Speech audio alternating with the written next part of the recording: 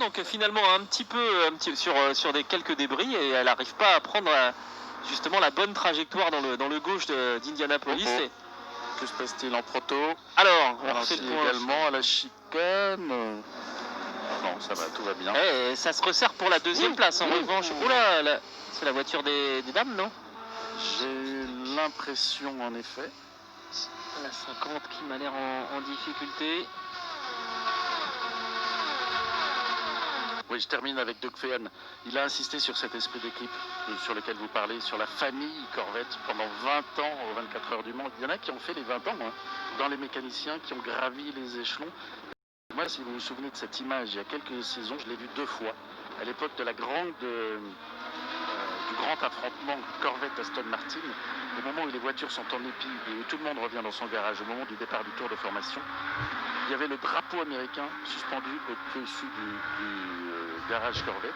Tous les mécanos se sont mis en ligne, en rang d'oignon devant le stand, face aux mécanos Aston Martin. Ils se sont tous serrés la main, comme deux équipes, comme une équipe de rugby qui serre la main à son adversaire. Ils ont fait ça avant le match. C'était extraordinaire, c'était testé de respect, alors que vraiment on allait se battre à couteau tiré pendant 24 heures. Et qu'il n'y aurait qu'un vainqueur. Alors et ça repart. Alors en plus maintenant il y a la Corvette numéro 80 qui elle occupe la deuxième place de la catégorie, qui est en train de remonter, donc elle va les doubler, leur prendre un tour. Ce n'est pas la bagarre pour la place. On a Aurélien Mallet qui nous a rejoint, qui a donc fait sa deuxième intervention, qui va venir nous donner justement ses impressions après sa deuxième intervention. Attention, le contact et la Corvette qui est allée dans le muret. Oh là là là là. Il y avait eu le drapeau bleu juste avant, ils sont à un tour quand même, ces deux hommes-là. Ils continuent à se bagarrer, ils vont pas laisser passer le deuxième de la course. Là, à mon avis, il va y avoir décision de la direction de course. Là, il va y avoir au moins un drive-through avec plus d'une seconde. Oui, là, je pense qu'il y aurait... Parce que là, en pleine ligne droite, là, c'est chaud. Donc, à mon avis, il y aura au moins 1 minute de pénalité. J'ai pas vu le début de l'action. Il y a eu coup de portière, regardez. C'est la Ferrari qui emmène.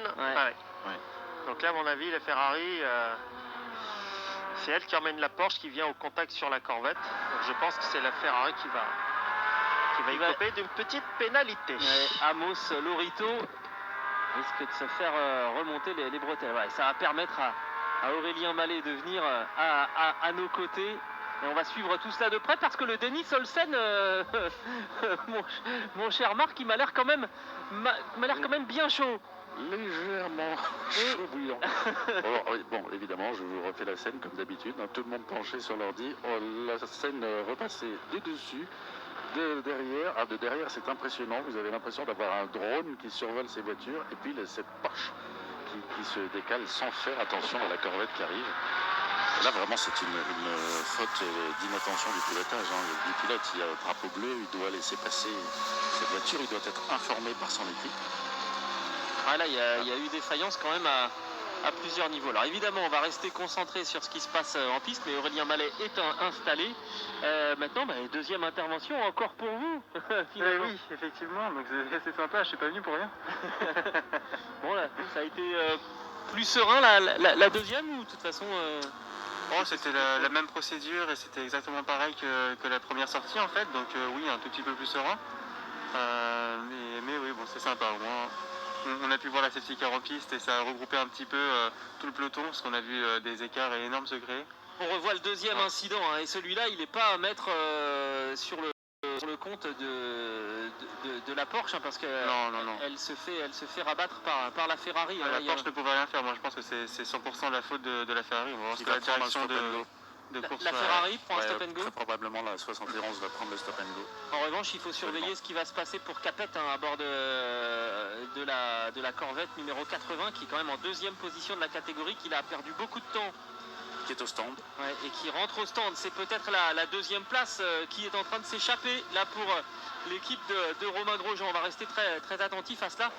J'aimerais bien, Aurélien Mallet, vous êtes un grand connaisseur, vous, de l'endurance virtuelle. Peut-être nous donner quelques éléments d'explication sur la réussite incroyable du team Rébellion Williams. Parce qu'on a eu à un moment jusqu'à 3 voitures aux 3 ou 4 premières positions. Comment ça s'explique? Je pense que c'est juste un bon travail d'équipe. À mon avis, tous les pilotes, que ce soit les sim racers ou les pilotes ont tous travaillé ensemble. Ils n'ont pas séparé les équipes en disant on fait chacun notre truc de notre côté. Donc je pense que c'est un bon travail d'équipe et ça a l'air de payer pour l'instant. Là, c'était vraiment impressionnant, hein, la façon dont cette équipe est passée au travers. En tout cas, les deux premiers équipages de tous les... Ça va être 30 secondes. Voilà.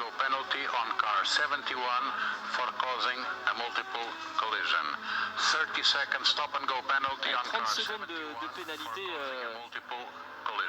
pour la Ferrari numéro 71. Je crois que c'est la plus grosse sanction. On a eu 1 minute. On a eu 1 minute, aussi, effectivement, pour... Voilà, mais lui, c'est bien lui qui est Lorito, qui est considéré comme le responsable de l'accrochage, enfin de la collision multiple, en s'étant déporté sur la gauche, en obligeant la Porsche à se décoller également sur la gauche et en expédiant du coup la Corvette dans le rail. Donc c'est le sim racer italien qui prend ces 30 secondes de pénalité de stop and go. Lorito. On avait eu 2 pénalités effectivement pour la rébellion numéro 2 qui était allée au contact avec... c'était une Corvette aussi.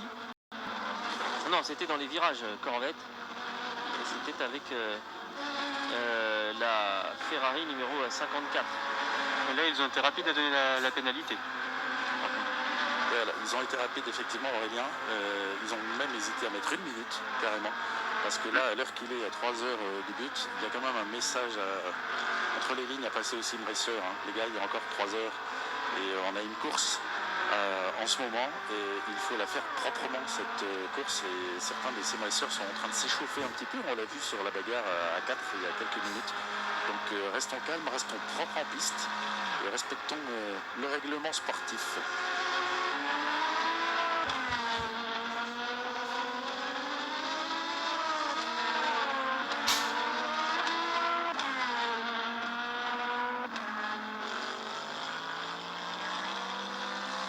La Corvette est bien repartie. Ouais. La Corvette de l'équipe de Romain Grosjean. Elle a quitté les stands. Toujours avec son pilote installé, lui, vous le voyez, en Estonie. Il conserve la 2e place de la catégorie, a priori. Mais maintenant, à plus de 2 minutes de la Porsche de tête. C'est ça. Désormais, la première place est un petit peu plus loin. Je suis impatient de savoir exactement l'écart qui va séparer cette auto de la Porsche numéro 92 en 3e position. C'est en ce moment Jérémy Bouteloup qui est au volant. Parce que mécaniquement, cette voiture s'est forcément rapprochée de la 2e place et ça pourrait